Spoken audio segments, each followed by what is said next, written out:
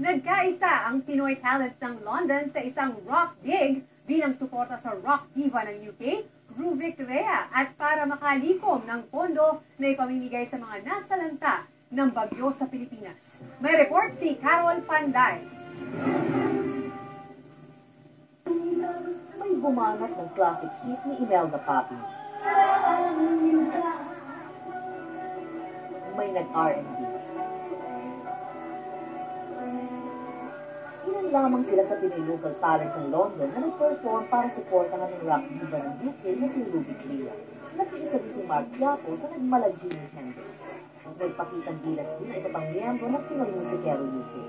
May iba, dumayo pa ng London, mapanood lang si rock diva. I came all the way from Los Angeles, California to watch the wonderful Ruvik perform tonight. I feel as though Ruvik is the face of a new generation.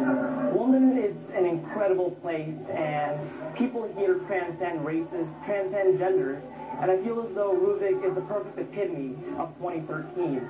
At nang pumasok na si Ruvik sa kanyang popular na kantang I Will Do Anything for Love, naghiyawan na ang mga manonood. I think it's amazing. And I'm very pleased that my friends came from different places, came over to see me. So it's a big honor, and I'm very delighted. Bumanat din siya ng OPM rock hits tulad ng Nosing Balasi at Bondangan na pinasikat isang pagitan. I thought Ruvik had a great performance tonight. She's great with the crowd. She's got a great voice and she picks great songs to sing. I thought she was great. Suportado ng NTUK ang rock hit, na bukod sa nakakalikom ng pondo, na ipapakita din na may tanging galing at husay ang mga local artists ng UK.